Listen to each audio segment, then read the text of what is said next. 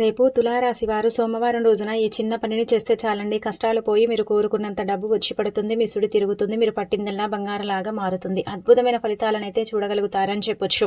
కాబట్టి తులారాశి వారండి ఖచ్చితంగా ఇప్పుడు చెప్పే విధంగా ఈ చిన్న పరిహారం చేసుకోండి.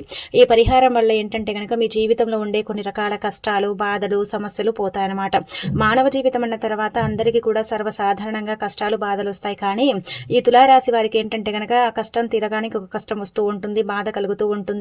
అలానే కాకుండా చాలా ఇబ్బందులను పడుతూ ఉంటారు కదా. అలాంటి వాళ్ళు ఏంటంటే గుర్తు పెట్టుకోండి, చిన్న పని చేసుకోండి. మన ఇళ్లలో ఆవాలు ఉంటాయి కదండి. ఆవాలు అందరికీ తెలిసిందే కదా. ఆవాలు ఏంటంటే కనుక కష్టాన్ని తీసేయడానికి ఉపయోగపడతాయి అనమాట.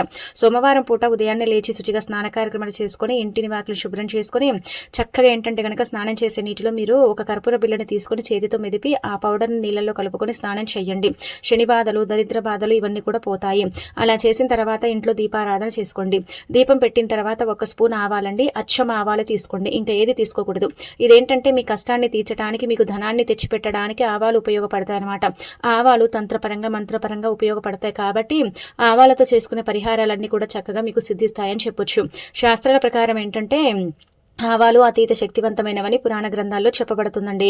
అందుకే ఇలా ఆవాలను తీసుకొని తల చుట్టూతో 3 సార్లు ఇలా తిప్పిన తర్వాత ఏంటంటే మీకుండే ఇబ్బందులన్నీ కూడా పోవాలని చెప్పుకొని వాటిని ఏంటంటే ఒక ప్రదేశంలో పడేయండి. లేదంటే మురికి కాలువలు ఉంటాయి కదా, అంటే ఇలా మురికి కాలువల దగ్గర కూడా పడేయవచ్చు. అలా పడేస్తే వెంటనే ఫలితం ఉంటుంది, ధనం వస్తుంది, మీ సుడి తిరుగుతుంది, మీ జీవితం అనేది మారిపోయి మీ కష్టాలనేవి తొలగిపోయి శివానుగ్రహం కలుగుతుందండి ఖచ్చితంగా.